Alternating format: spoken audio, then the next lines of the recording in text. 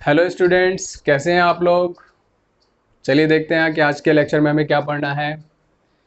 ये इलेक्ट्रोस्टैटिक्स का lecture number 1.4 है। इसमें हम लोग एप्लीकेशंस ऑफ गॉस लॉ पढ़ेंगे। क्या पढ़ेंगे? Applications of Gauss law. अभी तक हमने गॉस लॉ और इलेक्ट्रिक फ्लक्स पढ़ा था।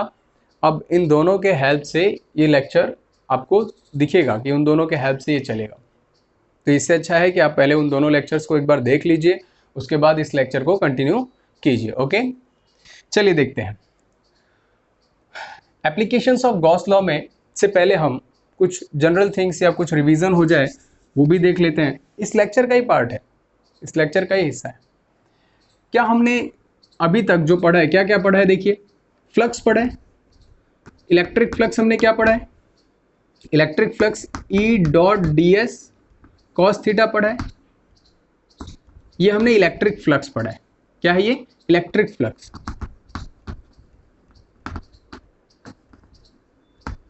और हमने गॉस लॉ भी पढ़ा है, जीएल। गॉस लॉ में हमने इलेक्ट्रिक फ्लक्स की वैल्यू क्या देखी है कि गॉस लॉ कहते हैं फ्लक्स, टोटल फ्लक्स। ये जो फ्लक्स आप बता रहे हैं ना, ये वैल्यू है इस फ्लक्स का मैग्नीट्यूड इतना है इस फ्लक्स का मैग्नीट्यूड इतना है। तो ये जो फ्लक्स है, गॉस लॉ कहते हैं कि ये टोटल फ्लक्स इस मैग्नीट्यूड का बराबर किसके बराबर होगा? क्यू अपॉन एप्सिलॉन नॉट के बराबर होगा। एक गॉसियन सरफेस से या एक क्लोज सरफेस से जिसके अंदर एक चार्ज है, उससे निकलने वाला flux Q upon epsilon not के बराबर होगा। Q अपॉन एप्सिलॉन नॉट के बराबर होगा। ये गॉस लॉ कहते हैं। और ये इलेक्ट्रिक फ्लक्स का फॉर्मूला हम लोगों ने डिराइव भी किया था, देखा भी था, है ना। चलिए देखते हैं। अब मुझे एक बात बताइए, जब ये इसके बराबर है और ये इसके बराबर है, तो क्या ये दोनों क्वांटिटीज एक दूसरे के बराबर होनी चाहिए? बिल्कुल होनी चाहिए। तो देखिए, अगर ये दोनों अगर बराबर हैं, हम कुछ अभी सोच रहे हैं, हम कुछ कुछ मैचिंग करना चाह रहे हैं, कुछ देखना चाह रहे हैं। क्या देख रहे हैं हम लोग? E dot D S cos theta is equal to Q upon epsilon naught.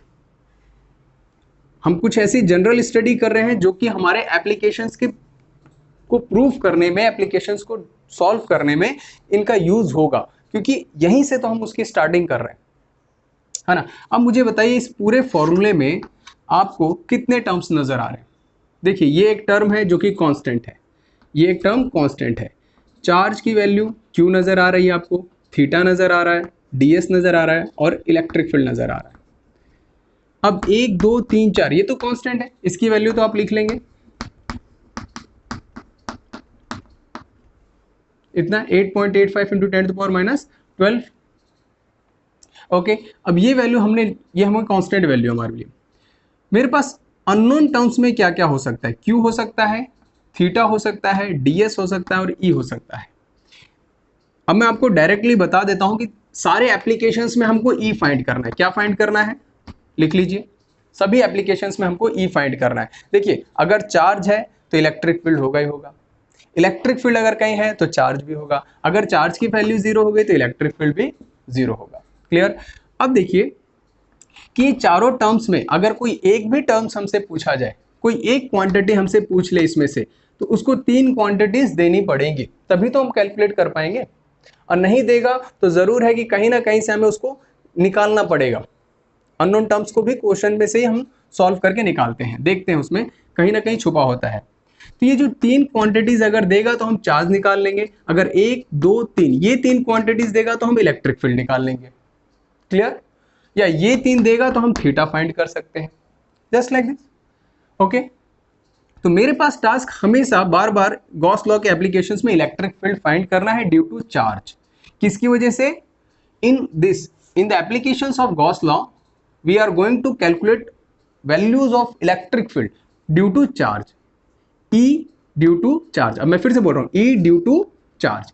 अब बताइए कि चार्ज कितने प्रकार से? चार्ज पॉजिटिव नेगेटिव की बात नहीं कर रहा हूं। अब यहाँ पे चार्ज का फॉर्म, चार्ज यहाँ पर आपका किस तरीके से रखा जा सकता है, किस तरीके से आप यहाँ पर लिख सकते हैं? चार्ज आपका फर्स्ट पॉइंट चार्ज हो सकता है ना। दूसरा कंटिन्यूअस डिस्ट्रीब्यूशन ऑफ चार्ज हो सकता है। कैसा हो सकता है? कंटिन्यूअस डिस्ट्रीब्यूशन ऑफ चार्ज हो जाएगा।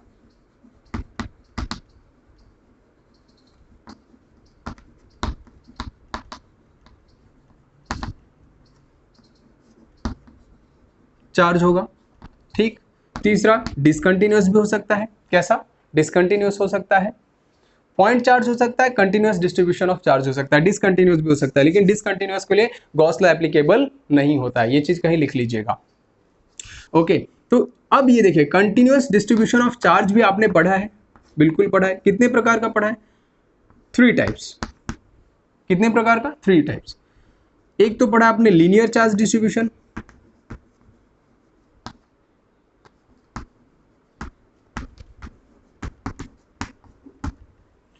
B surface charge distribution, C volumetric charge distribution. यानी मेरे पास गॉस लॉ अगर इलेक्ट्रिक फील्ड पूछता है, with the help of Gauss law electric field पूछता है ड्यू टू दिस चार्ज, तो पॉइंट चार्ज हो सकता है या कंटिन्यूअस चार्ज डिस्ट्रीब्यूशन होगा। पॉइंट चार्ज हुआ तो सिंपली यहां पर इस चार्ज की वैल्यू दी गई होगी, इलेक्ट्रिक फील्ड पूछ रहा है, ds और थीटा हमारा काम होगा उसको देखना है। वो कैसे होगा हम लोग अभी आगे देखते हैं। नेक्स्ट कंटिन्यूअस चार्ज डिस्ट्रीब्यूशन अगर हुआ, क्या कंटिन्यूअस चार्ज डिस्ट्रीब्यूशन हुआ तो वो कितने प्रकार का, linear charge distribution, surface charge distribution और वॉल्यूमेट्रिक चार्ज डिस्ट्रीब्यूशन। ये हमने डिस्ट्रीब्यूशन ऑफ चार्ज में पढ़ा है, बहुत अच्छे से पढ़ा है ना। हमने पढ़ा है ना इसकी लीनियर चार्ज डिस्ट्रीब्यूशन लैम्डा होता है, इसमें सरफेस में सिग्मा होता है और रो किस में होता है, वॉल्यूम में रो होता है। ये सब क्या है, चार्ज डेंसिटी होता है per unit length, per unit surface, per unit volume, है ना। तो लैम्डा क्या होता है, Q/L होता है, सिग्मा क्या होता है, Q/S होता है, रो क्या होता है, Q/वॉल्यूम होता है। अगर छोटे छोटे की बात होती है तो यहाँ dQ/dL लिखते हैं, dQ/ds लिखते हैं, dQ/dV लिखते हैं। क्लियर, मैंने सारी चीजें अभी आपको बता दी, आगे चल करके इनका यूज होने वाला है इसलिए। तो मैंने अपनी थिंकिंग डिस्कस कर लिया हमने आपस में कि क्या सोच हो सकती है आगे बढ़ने का। आगे बढ़ने का यही सोच है कि चार्ज के द्वारा हमसे जब इलेक्ट्रिक फील्ड पूछेगा तो चार्ज इतने प्रकार से हो सकते हैं, ये चीज हमारा बाउंडेशन में आ गया, ठीक। अब लीनियर चार्ज में हमने पढ़ा है, क्या क्या पढ़ा है, लाइन पे हो सकता है, रिंग पे भी हो सकता है, क्लियर। सरफेस में हमने पढ़ा है कि सरफेस पे ऐसा, वॉल्यूम में पढ़ा है कि इस तरीके से हो, अंदर भी चार्ज डिस्ट्रीब्यूटेड हो, जैसे वाटरमेलन के अंदर सीड्स होते हैं। तो ये दोनों चीजें कंडक्टर के केस में पढ़ा है, ये दोनों कैसे पढ़ा है, कंडक्टर में पढ़ा है। और इन दोनों के लिए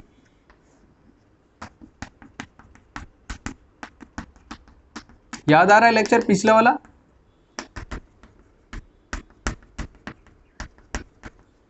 इसके लिए हम कंडक्टर भी होगा और इंसुलेटर भी होगा। अगर कंडक्टर हुआ तो ये इस पे जो चार्ज होंगे वो कहां पे होंगे, ऑन द सरफेस होंगे। ये एक स्फीयर है, ये कैसा है, वॉल्यूमेट्रिक यानी एक स्फीयर है, ये एक रिंग है, ये एक लेंथ है, लीनियर लेंथ है आप लिख सकते हैं, ये एक सरफेस है, ठीक है। तो अब देखिए कंडक्टर है और इंसुलेटर। स्फीयर में वॉल्यूमेट्रिक में दो तरीके से होता है, कंडक्टर, अगर कंडक्टर हुआ तो सारे charge out of the surface होंगे, अगर इंसुलेटर हुआ तो आउटसाइड पे भी रहेंगे और इनसाइड भी रहेंगे, पूरा अंदर से भरा पड़ा रहेगा। ये छोटा सा हमने रिवीजन कर लिया अब तक, ओके। अब ये सारी चीजें हमारी आने वाली हैं, ये सारी की सारी चीजें आने वाली हैं इसमें, ओके। एक बार फिर से इसको रीबैक जाइए, वापस जाइए, पूरा एक बार फिर से सुनिए, फिर एप्लीकेशंस पे आइए, ओके। देखिए अब मेरा नेक्स्ट टास्क क्या है, ये मैंने एक सोच हमने डेवलप कर लिया कि यस ये लेक्चर किस पे बेस्ड है, ये कहाँ जा रहा है ये लेक्चर, इसको रफ कर दें, ओके। अच्छा रुकिए, कुछ चीजें और देखिए जरा, जो हमने गॉस लॉ, अभी तो हमने ये चीजें डिस्कस कर ली। अब देखिए कि जब हमसे ये बात करेगा और क्या क्या चीजें हो सकती हैं। यहाँ पे सरफेस है, ये चार्ज हमने डिस्कस कर लिया। इलेक्ट्रिक फील्ड हम जानते हैं, इलेक्ट्रिक फील्ड क्या होता है, के क्यू अपॉन आर का स्क्वायर होता है। ये किसके लिए वजह से होता है, पॉइंट चार्ज की वजह से होता है। अगर मल्टीपल चार्जेस हो तो इलेक्ट्रिक फील्ड क्या हो जाएगा, E net E1 plus E2 plus E3, इस तरीके से होगा। प्रिंसिपल ऑफ सुपरपोजिशन से हम लोग सॉल्व करते थे। क्लियर। रही बात अब डीएस की, डीएस क्या है, सरफेस है। ये सरफेस कैसा होना चाहिए, इसको हम गॉसियन सरफेस बोलते हैं। इस सरफेस को हम क्या बोलते हैं, जीएस बोलते हैं। क्या बोलते हैं, गॉसियन सरफेस।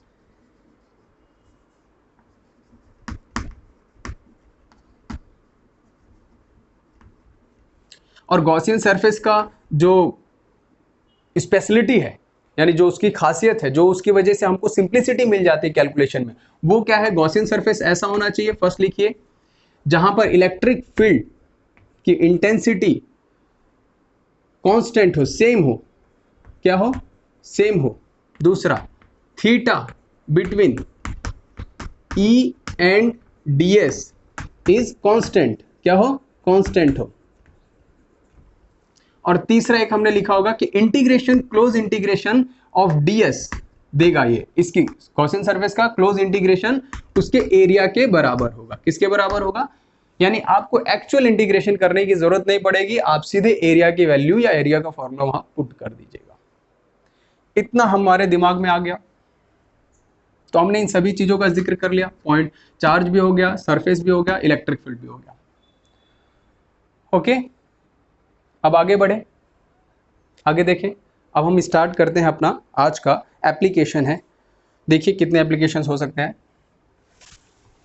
रफ कर दें बेटा।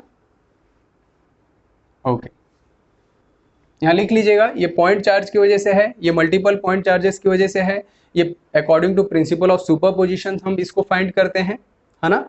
और ये इफेक्ट वेक्टर इफेक्ट है, इसलिए हम वेक्टर एडिशन करते हैं। यहाँ पे आगे बढ़ते हैं, रफ कर रहा हूं मैं।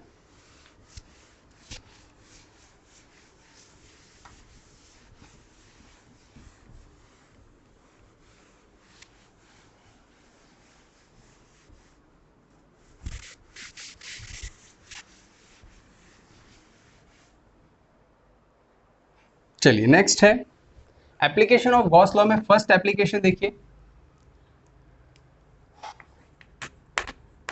Find E due to point charge, due to point charge by using Gauss law.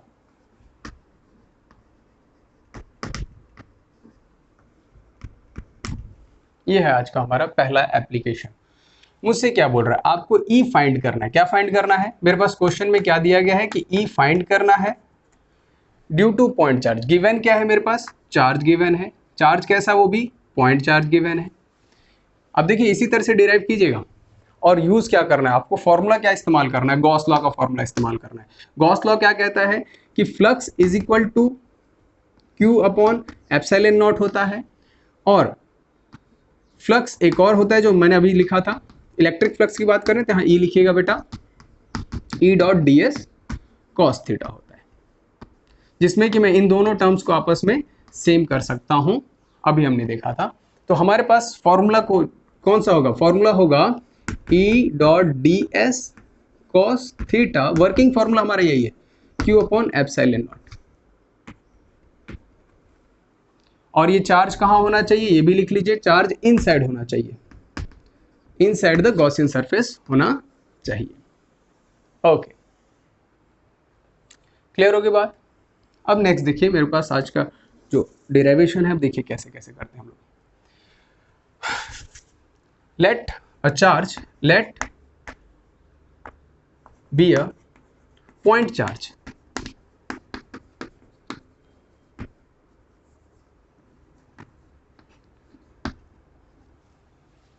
let be a point charge at the center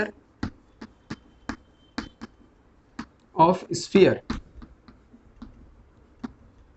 sphere के सेंटर पे आप एक चार्ज लेट कर लीजिए और स्फीयर कैसा है, एक गॉसियन सरफेस है। अब मुझसे क्या बोला, electric field due to point charge ना, ये पॉइंट चार्ज हमने बना दिया Q। अब किसी r डिस्टेंस पे मुझसे पूछ रहा है कि यहाँ पर आप P पॉइंट पे इलेक्ट्रिक फील्ड बताइए कितना है, इस P पॉइंट पे इलेक्ट्रिक फील्ड की वैल्यू, ये मेरा क्वेश्चन है। तो हमने क्या किया, let be a point charge at the centre of sphere, और जहां पर हमसे पूछ रहा है उस सरफेस, उस पॉइंट को हम एज अ गॉसियन सरफेस पे ट्रीट करेंगे। उस पॉइंट को हम कहां पे ट्रीट करेंगे, गॉसियन सरफेस पे ट्रीट करेंगे। क्लियर, जहां पे भी पूछेगा r डिस्टेंस पे, ये P पॉइंट पे, तो यहां से भी आप इलेक्ट्रिक फील्ड जो निकालेंगे वो भी सेम ही आएगा। ठीक है, तो इस पॉइंट चार्ज की वजह से E की वैल्यू मुझे पता है। E की वैल्यू कितनी होती है, 1/4πε0, this is the value. Q/4πε0 r का स्क्वायर होता है। ओके, तो अब इस पॉइंट P पे इलेक्ट्रिक फील्ड की वैल्यू कितनी होगी, ये मेरा काम है कैलकुलेट करने का। तो ये मुझे एक तो पहले से ही फॉर्मूला पता है ना पॉइंट चार्ज का, वही फॉर्मूला आना चाहिए बाय यूजिंग GL यानी गॉस लॉ। अब देखिए यहां पर सोचिए, ये क्या है हमारा, ये गॉसियन सरफेस है। तो अब देखिए मैं आपको कुछ स्टेप्स बता रहा हूं, उन स्टेप्स को ध्यान देना है और उसी तरीके से सारे एप्लीकेशंस का डिराइवेशन करेंगे। जो स्टेप्स मैं जिक्र कर रहा हूं, इसको सारे एप्लीकेशंस में इसका इस्तेमाल हम लोग करेंगे। ओके, स्टेप नंबर 1 है, स्टेप 1,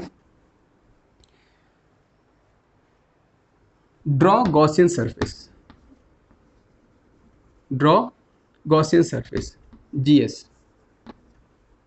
फर्स्ट क्या करना है आपको, गॉसियन सरफेस बनाना है। ठीक है, in such a way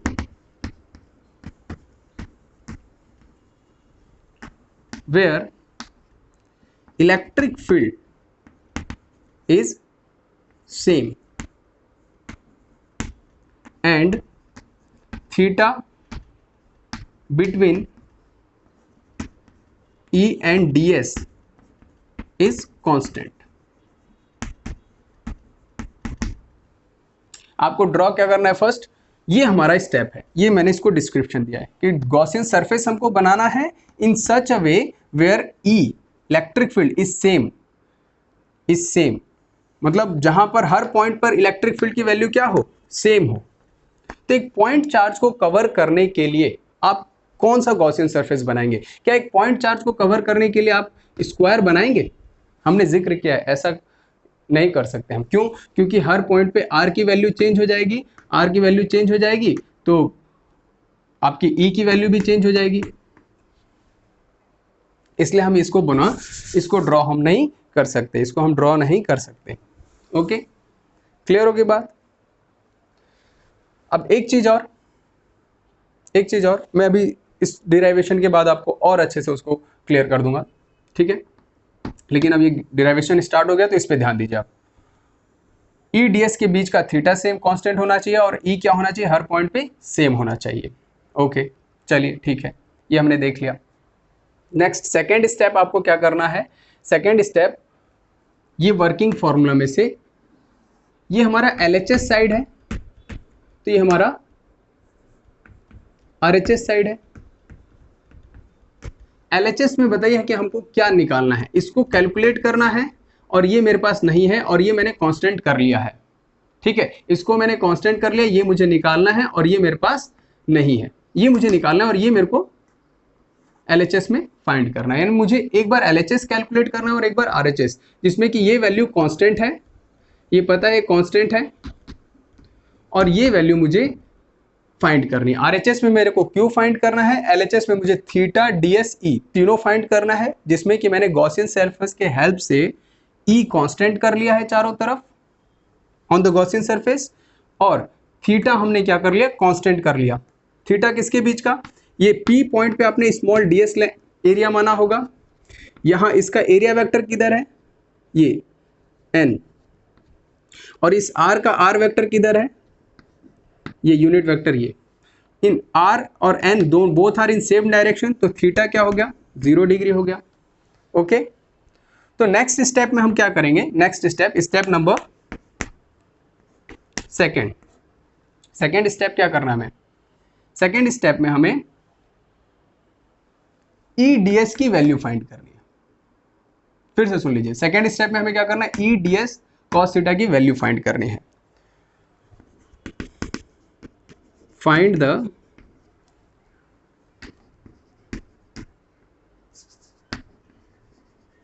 value of EDS cos theta, इसकी वैल्यू हमें फाइंड करनी है। तो फाइंड कीजिए, EDS की वैल्यू हमें फाइंड करनी है और ये हमारा क्या है, LHS है, यानी आपको सेकेंड स्टेप में LHS फाइंड करना है। EDS cos theta. अब मुझे एक बात बताइए, ये वैल्यू में आपका DS एक स्मॉल एरिया है, आप दूसरा DS यहाँ पे लेंगे, वहां पर भी E सेम होगा और थीटा भी 0 डिग्री होगा। क्या ये इस तरह से हर जगह पे यही रहेगा, हर पॉइंट पे on the Gaussian surface? Okay, तो मुझे इसको कैलकुलेट करना है, DS को, इस पूरे वैल्यू को कैलकुलेट करना है, RHS के इस पूरे मैग्नीट्यूड को। तो पूरे मैग्नीट्यूड को कैलकुलेट करने के लिए DS का इंटीग्रेशन करूंगा मैं, और कैसा इंटीग्रेशन करूंगा, क्लोज इंटीग्रेशन करूंगा।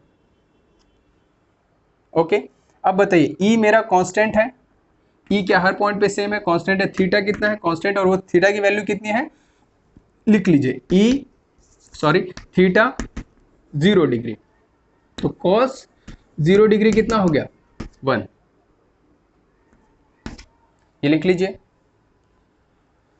तो आप E कांस्टेंट है, सेम है, तो इसको बाहर निकाल लीजिए, इंटीग्रेशन किसका रह गया, DS का, और क्लोज इंटीग्रेशन ऑफ DS क्या होगा, ये एक स्फीयर है, स्फीयर का integration of DS is equal to 4 pi r का स्क्वायर होगा। ये वैल्यू यहाँ पे पुट कर दीजिए, आपको EDS cos थीटा की वैल्यू मिल जाएगी। cos थीटा 0 1, यहाँ पे 1 हो जाएगा, तो यहाँ पे 1 हो गया, ये भी बाहर आ जाएगा। तो क्या मेरे पास बच गया, DS की वैल्यू कितनी है, 4 पाई r का स्क्वायर, 4 पाई r स्क्वायर। ये मेरे पास क्या मिला है, LHS मिला भी। ओके, अब मेरा नेक्स्ट स्टेप, थर्ड स्टेप क्या होगा, स्टेप नंबर 1 और स्टेप नंबर 2 जरा ध्यान से देखिए। स्टेप नंबर 1 में हमने क्या किया, गॉसियन सरफेस बनाया। स्टेप नंबर 2 में हमने LHS निकाला। कैसे निकाला, स्टेप बाय स्टेप देख रहे हैं आप लोग। अब मेरा स्टेप नंबर 3,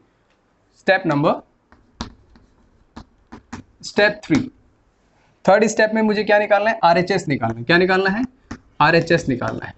और RHS में हमें क्या फाइंड करना है, find the value of Q inside, charge जो अंदर इनसाइड है, inside Gaussian surface, inside GS। Okay, तो Q इनसाइड की वैल्यू कितनी है, वो गिवन है मेरे पास, गिवन कितना है, Q इनसाइड, या ऐसे लिखे RHS is equal to Q inside and that is equal to Q दिया रहे 1 कूलम, 2 कूलम, 10 कूलम, 100 कूलम, तो यहाँ पे पुट करेंगे, ठीक है। तो Q इनसाइड हमने निकाल लिया, बोथ आर सेम। तो स्टेप नंबर 4 में put the values of RHS and LHS in working formula, इस फॉर्मूले में पुट कर दी। यही फॉर्मूला है, यही मुझे हर एक एप्लीकेशंस में अप्लाई करना है, यही फॉर्मूला मुझे हर एक एप्लीकेशन में अप्लाई करना है। Put the value of LHS and RHS in equation EDS cos theta Q inside upon epsilon not पे पुट कर दीजिए और आपकी वैल्यू आपको मिल जाएगी, E की वैल्यू आपको मिल जाएगी। Q इनसाइड पे आप क्या पुट करेंगे, Q पुट करेंगे, इस जगह पे आप क्या पुट करेंगे, E into 4 pi epsilon not, 4 pi r square. ये क्या है, स्फीयर का सरफेस एरिया है, टोटल सरफेस एरिया।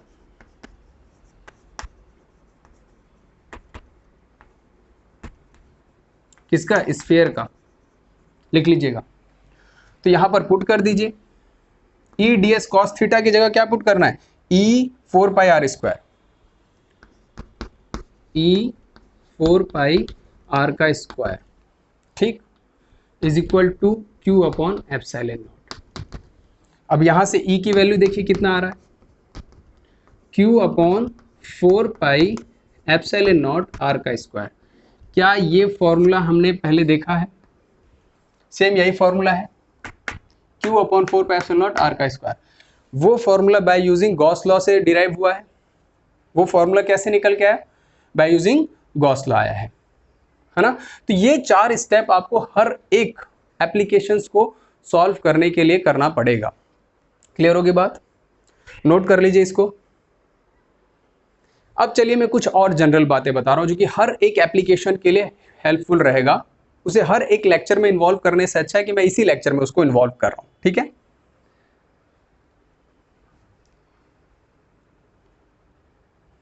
नोट कर लिया आपने? रफ कर दें इसे। अच्छा, एक चीज और देखिए,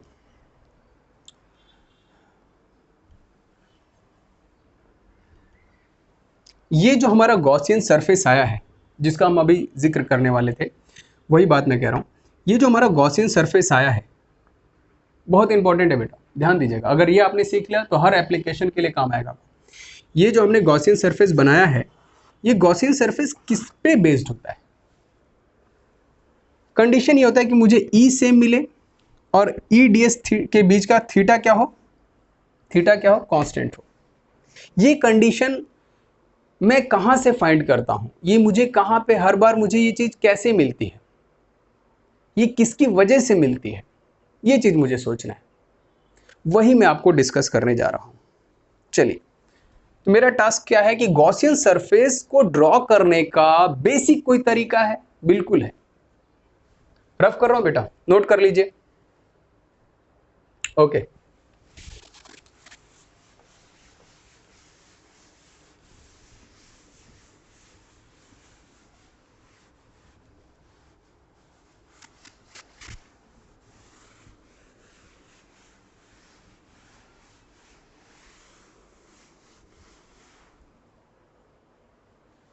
देखिए,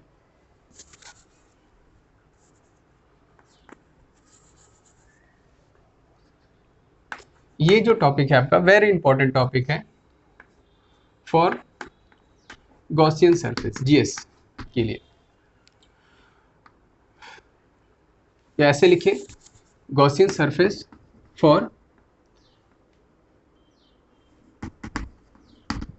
डिफरेंट चार्ज। ये हम कैसे सोचेंगे कि गॉसियन सरफेस कैसे हर एक जगह पे बनेगा? पहला लिखिए पॉइंट चार्ज के लिए, जो हमने अभी बनाया था। आपको फील भी हो जाएगा और वो भी हो जाएगा, आपको कंफर्म भी हो जाएगा। पॉइंट चार्ज ये रहा मेरा Q। अब पॉइंट चार्ज इलेक्ट्रिक फील्ड कैसे प्रोड्यूस करता है? मैं फिर से बोल रहा हूं, गॉसियन सरफेस को बनाने के लिए हमको इलेक्ट्रिक फील्ड का सहारा लेना होता है। किसका? इलेक्ट्रिक फील्ड की सिमेट्रिसिटी को देखिए। जैसी इलेक्ट्रिक फील्ड की सिमेट्रिसिटी रहेगी वैसा ही मैं गॉसियन सरफेस उस पर ड्रॉ कर सकता हूं। इसके इलेक्ट्रिक फील्ड ऐसे ही प्रोड्यूस होते हैं। तो क्या ये आपको दिख रहा है कि बिल्कुल सिमेट्रिक है? किसके अलाउंग सिमेट्रिक है? क्या मैं ये एक स्क्वायर बनाऊंगा तो ये सिमेट्रिक नजर आ रहा है? ना, बिल्कुल नहीं।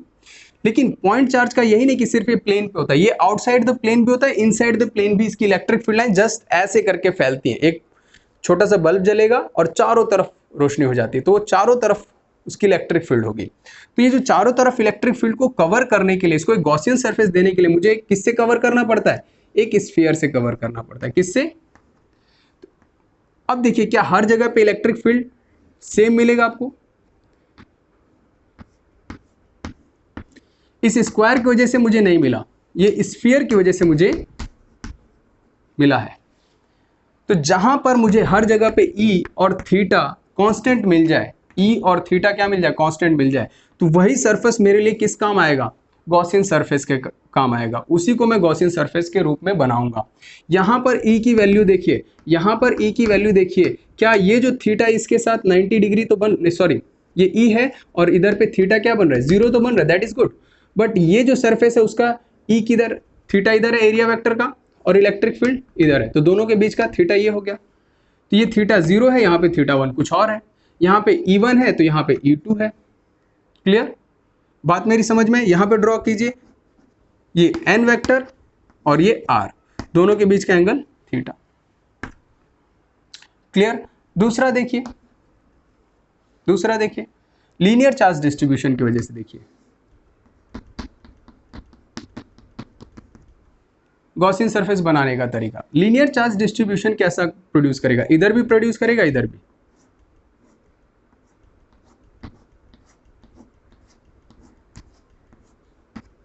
ठीक है,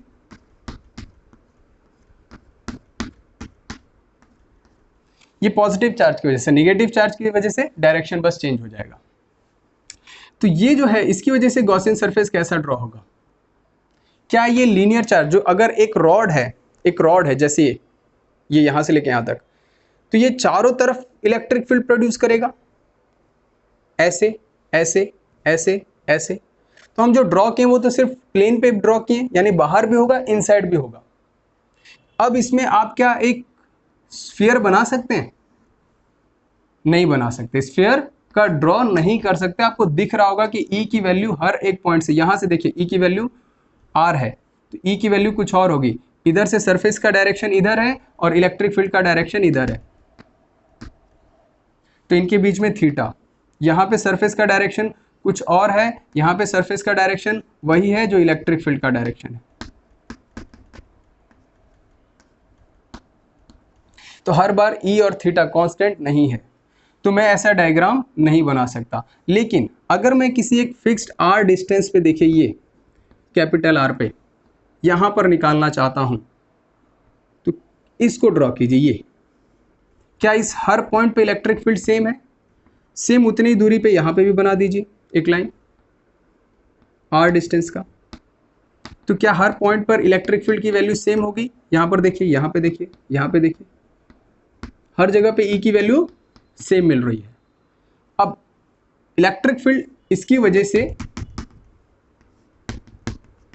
अगर मान लीजिए इन्फानाइट है, क्या है ये? इन्फानाइट है, तो हम सिर्फ इस लेंथ की वजह से निकालना चाहते हैं। किस लेंथ की वजह से? इस L लेंथ की वजह से। तो हम क्या फॉर्मेशन कर सकते हैं? एक सिलेंडर से ये घेरा जा सकता है। एक सिलेंडर से अगर आप इसको घेरेंगे, कवर करेंगे, तो चारों तरफ से सिमेट्रिक आएगा। ये है, ये मैंने इसको ऐसे करके घेर दिया, दिख रहा है आपको? सिमेट्रिसिटी मिल रही है।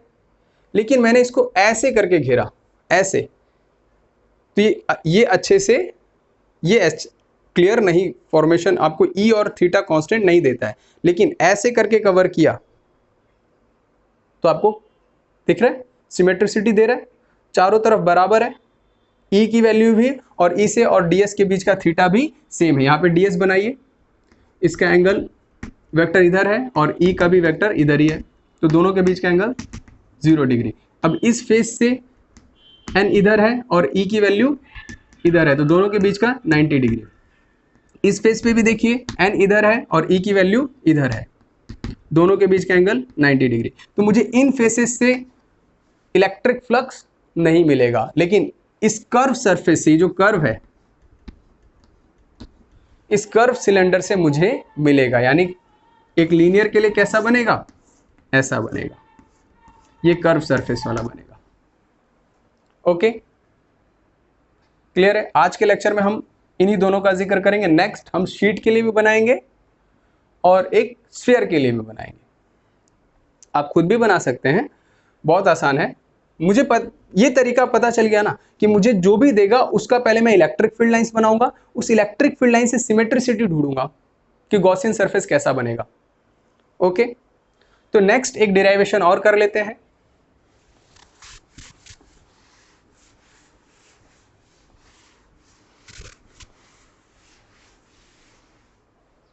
देखिए नेक्स्ट डेरिवेशन क्या है, सेकेंड है एप्लीकेशन इसका, E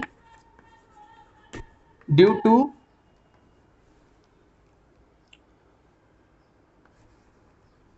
लॉन्ग स्ट्रेट कंडक्टर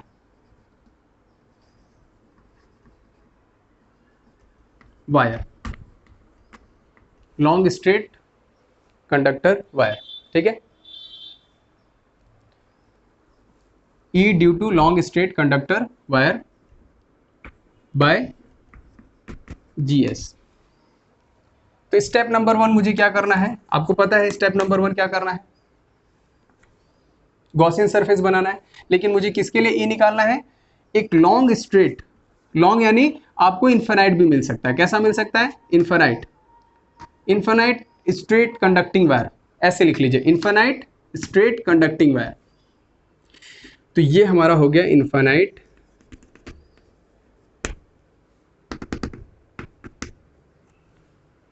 तो मैं पर्टिकुलर कुछ लेंथ के लिए यहाँ पे कंसीडर कर लेता हूँ, जितना आएगा उसी लेंथ से हम पूरा मल्टीप्लाई कर सकते हैं, लेकिन इन्फिनाइट है तो मैं किसी कुछ लेंथ के तक ही कैलकुलेट कर सकता हूँ। तो मैं मान लेता हूँ ये L लेंथ का मैं वायर ले रहा हूँ जिसपे चार्ज है ऐसे।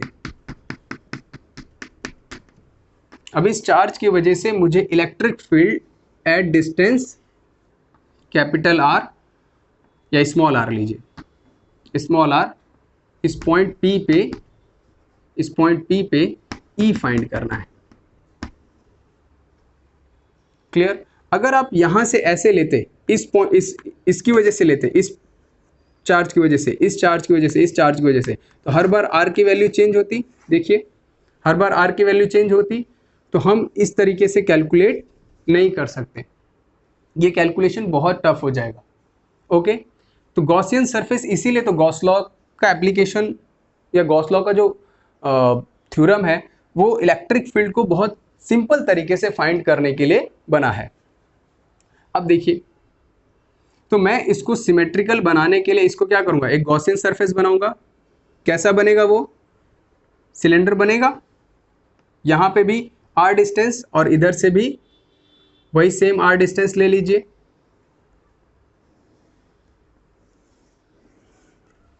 ठीक, जिसका रेडियस क्या है, r के बराबर हो जाए।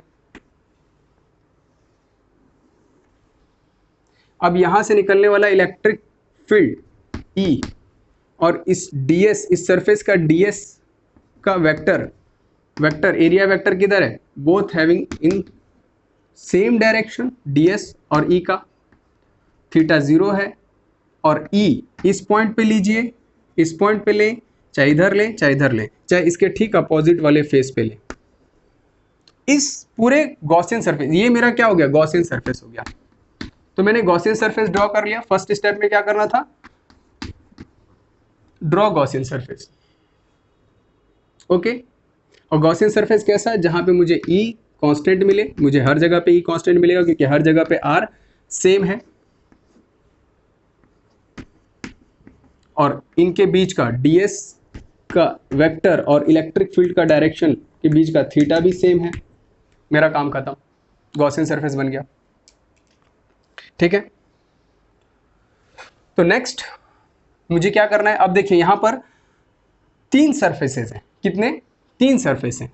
ये एरिया नंबर 1 मान लीजिए, ये एरिया नंबर 2 मान लीजिए, और ये कर्व्ड सरफेस, ये जो कर्व्ड सरफेस बन रहा है, इस कर्व्ड सरफेस को एरिया नंबर 3 मान लीजिए। इन तीनों एरिया से फ्लक्स निकल रहा है। इधर से इलेक्ट्रिक फील्ड, देखिए इस कर्व्ड सरफेस एरिया का जो डायरेक्शन होगा, एरिया वेक्टर इधर है, और इलेक्ट्रिक फील्ड का डायरेक्शन इसकी वजह से किधर है, इधर है। तो दोनों के बीच का एंगल कितना है, 90 डिग्री। सेम यही है, इस एरिया का, इस फेस का जो ओपनिंग फेस है, इसका एरिया वेक्टर इधर है और इलेक्ट्रिक फील्ड इधर है, तो दोनों के बीच का एंगल 90 डिग्री। क्लियर। इस कर्व्ड सरफेस से 0 डिग्री और E हर एक पॉइंट से कर्व्ड सरफेस से सेम निकल रहा है। तो मेरा नेक्स्ट स्टेप क्या होगा, स्टेप 2, स्टेप सेकंड लेंगे। क्या स्टेप है भाई, स्टेप 2 में मुझे क्या करना था, याद कीजिए, स्टेप 2 पे मुझे LHS निकालना था। कौन सा वर्किंग फॉर्मूला था, E dot ds cos theta is equal to Q upon epsilon naught, Q inside. ये मेरा LHS है और ये मेरा RHS है। पहले LHS निकालेंगे, फिर RHS निकालेंगे। RHS में सिर्फ Q इनसाइड निकालना है, LHS में मुझे EDS cos थीटा की पूरी वैल्यू निकालनी है। तो मैं LHS निकालने जा रहा हूं।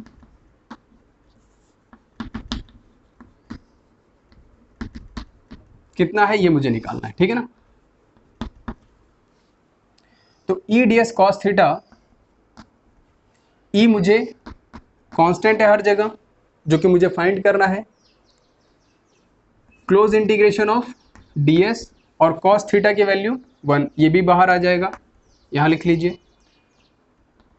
अंदर क्या रह गया, सिर्फ ds, ठीक है, ओके। तो अब स्टेटमेंट लिखेंगे, take a cylindrical Gaussian surface where from to cover the long straight conducting wire by in such a way Gaussian surface in such a way at point P we get E constant and theta constant between E and ds। ये ds है, okay. इस तरह से एक statement लिखिए और उसके बाद सॉल्व कीजिए, ओके। नेक्स्ट LHS हमने निकाल लिया, E ds cos theta equal to E। अब ds का इंटीग्रेशन क्या होगा, आपको पता होना चाहिए कि ds का इंटीग्रेशन हमने बोला था जो एरिया है कर्व सरफेस एरिया का, किसका। अच्छा मुझे एक बात बताइए, E ds cos थीटा क्या सिर्फ आप कर्व सरफेस के लिए ही लेंगे। LHS में हमारे पास ये सिर्फ इतना ही नहीं है बेटा, हमारे पास दो हैं। कितना, देखिए, दो नहीं सॉरी 3 है।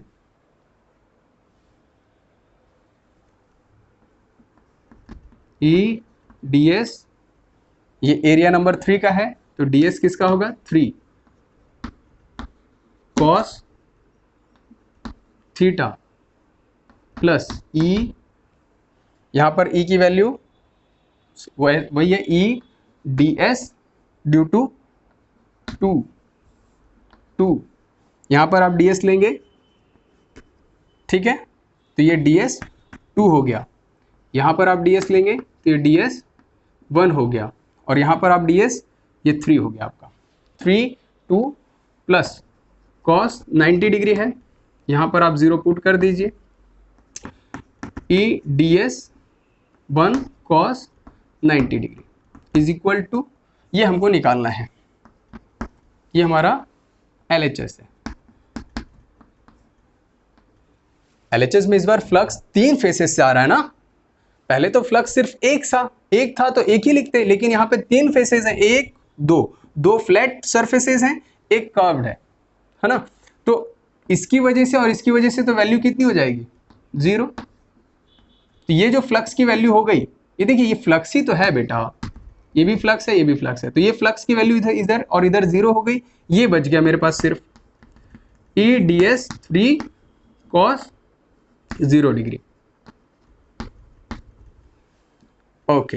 तो अब इस वैल्यू को, ये वैल्यू किसके बराबर हो गई, integration E into 1 cos theta 0 is 1। अब यहां पे क्या रहेगा ds 3, इसका इंटीग्रेशन कैसा होगा, क्लोज इंटीग्रेशन। ध्यान दीजिए मैं LHS पहले फाइंड कर रहा हूं, तो मैं इसकी वैल्यू निकाल रहा हूं, ठीक है ना। तो इक्वल टू में यही चलेगा, इक्वल टू में इसी की वैल्यू चलेगी। और क्लोज इंटीग्रेशन ये किसका है, कर्व्ड सरफेस एक सिलेंड्रिकल सरफेस है, एक सिलेंड्रिकल सरफेस है, तो इसका इंटीग्रेशन कितना होता है 2 पाई r, लेंथ हमने क्या लिया है L लिया है ना, L कैपिटल L लिया है, हाँ कैपिटल L लिया है। तो put this value at this point, तो हमारा ये किसके बराबर हो गया E 2 पाई r L के बराबर हो गया। ये हमारा LHS आ गया, क्या आ गया LHS आ गया, ओके। और बाकी ये दोनों की वैल्यू कितनी है 0 प्लस 0, तो उससे कोई तो मतलब ही नहीं है, सिर्फ हमारे पास यही वैल्यू है LHS की। नेक्स्ट हमको क्या करना है RHS निकालना है। नेक्स्ट क्या है हमारा स्टेप नंबर 2 के बाद स्टेप 3 RHS।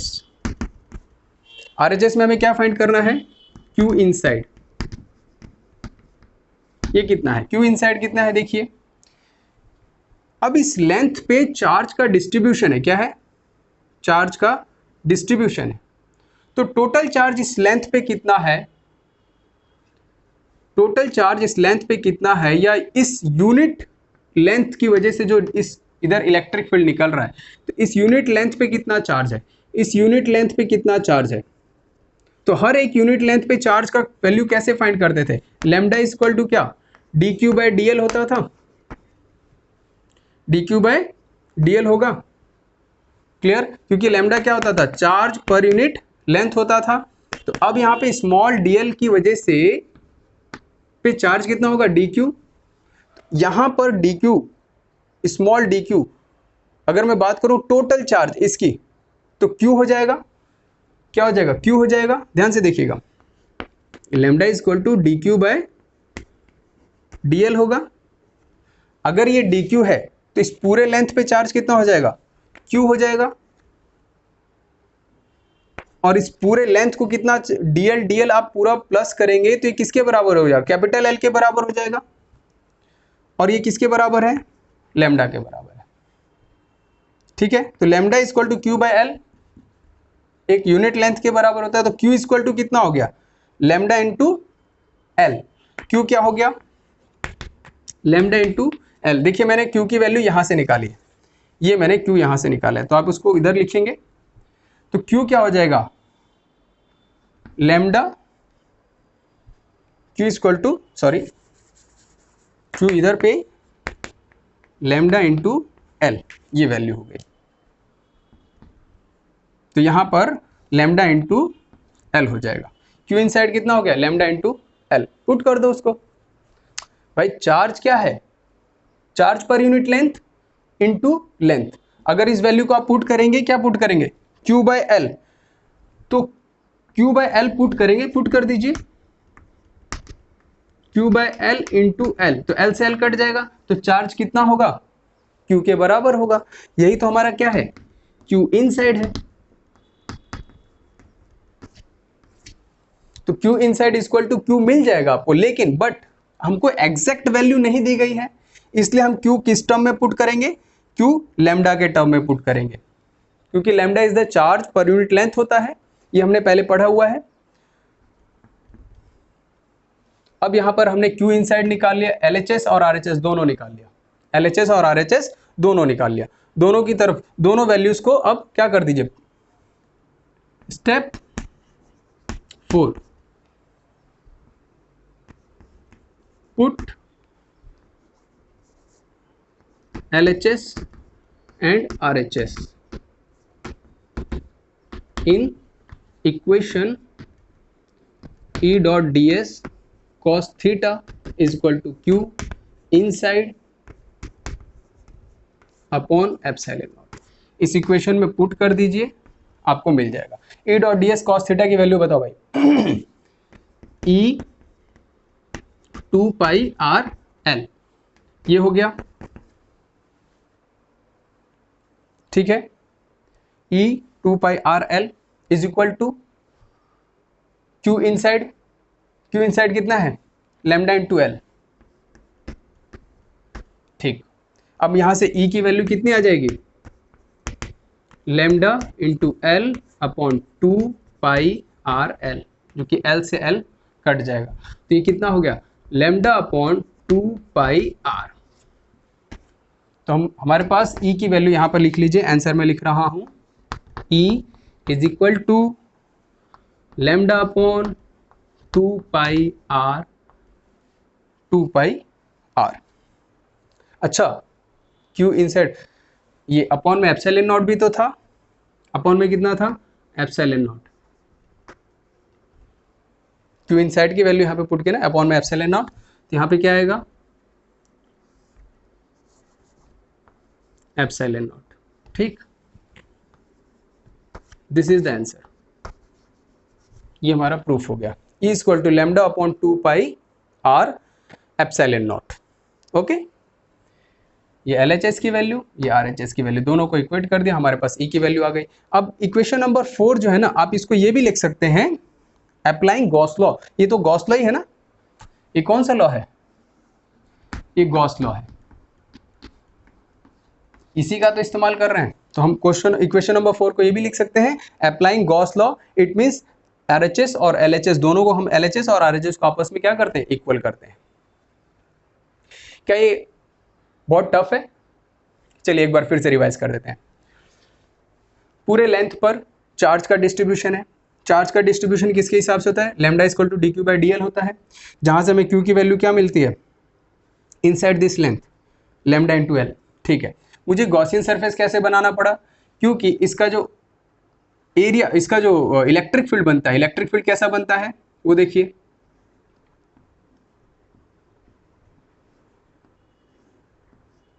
ऐसे करके बनेगा। तो हर जगह पे इलेक्ट्रिक फील्ड इसका क्या है, सेम है। ठीक है, on the curve surface, on the curve surface flat से इलेक्ट्रिक फील्ड की वैल्यू कितनी बन रही है, एरिया थीटा कितना बन रहा है, 90 डिग्री बन रहा है। फ्लैट सरफेस से थीटा की वैल्यू इलेक्ट्रिक फील्ड के साथ 90 डिग्री बन रहा है, कर्व के साथ 0 डिग्री बन रहा है। Every point on the curve surface we get same value of E and constant theta between E and ds. Constant theta is equal to 0 degree between E and ds. ये simple सा है। Okay, next फिर हमने क्या किया, step number 1 में draw किया Gaussian surface, second step लिया LHS निकाला, थर्ड स्टेप लिया RHS निकाला, फिर फोर्थ स्टेप में गॉस इक्वेशन हमने गॉस लॉ को अप्लाई किया। अप्लाई करने के बाद दोनों इक्वेशंस को LHS और RHS को आपस में बराबर किया, जहां से हमें E के इंटेंसिटी निकल गई, यानी यहां पर जो E की वैल्यू होगी वो किसके बराबर होगी, lambda upon 2 pi R epsilon not के बराबर होगी। हमारे पास क्वेश्चन यही था कि इसकी वजह से R डिस्टेंस पे कितना E होगा, इतना ही E होगा। ओके, अब जरा नोटिस कर रहे हैं आप कि पॉइंट चार्ज के इक्वेशन में E is equal to Q upon, sorry point charge में क्या था, हाँ Q upon 4 pi epsilon naught R का स्क्वायर था। ये किसके लिए था, ये E की value for point charge. Okay, दूसरा हमने जो ये स्ट्रेट वायर के लिए निकाला, लॉन्ग इन्फिनाइट कंडक्टिंग वायर के लिए निकाला, तो ये क्या है निकला, Q अपॉन, Q किस टर्म में है इसमें, लैम्डा के टर्म में है, lambda upon 2 pi R epsilon not. यहां पे 1 अपॉन R स्क्वायर है, यहां पे 1 अपॉन R है ना। इसका मतलब इलेक्ट्रिक फील्ड की intensity as compare to point charge इसमें बहुत धीरे धीरे डिप्लीट होगा, यानी घटेगा। और पॉइंट चार्ज में बहुत तेजी से घटेगा, इसमें बहुत धीरे धीरे घटेगा, लेकिन पॉइंट चार्ज में बहुत तेजी से घटेगा। That is clear. ओके, चलिए आज का लेक्चर बस इतना ही। हम लोग इसका नेक्स्ट लेक्चर में ग्राफ भी बनाएंगे और जितने भी एप्लीकेशंस है वो भी देखेंगे। एक चीज और डिस्कस कर लेते हैं आपके साथ। अभी तो हमें E क्या क्या मिल रहा है, E मिल रहा है इनवर्सली प्रोपोर्शनल टू R का स्क्वायर, देखा आपने, ठीक। अभी आपने आज ही देखा इनवर्सली प्रोपोर्शनल टू R भी देख रहे हैं। आप ऐसा भी देखेंगे कि E is inversely proportional to R के पावर 0 भी देखेंगे। R की पावर 0 का मतलब क्या, कि यहां कुछ नहीं, यानी E does not depend on the value of R। E R पे डिपेंड नहीं करेगा, यानी उस सोर्स ऑफ चार्ज की वजह से कहीं भी चले जाओ इलेक्ट्रिक फील्ड सेम। क्लियर। अब ये चीज हम लोग अगले लेक्चर में देखेंगे कैसे होगा। ओके, और अगर चीजें अच्छी लग रही हैं, आपको समझ में आ रहा है, तो प्लीज अपने फ्रेंड्स में शेयर कीजिए, अपने दोस्तों को भी इन्फॉर्म कीजिए। It's just a help, sharing means what, help to each other. Okay, thank you for watching this lecture.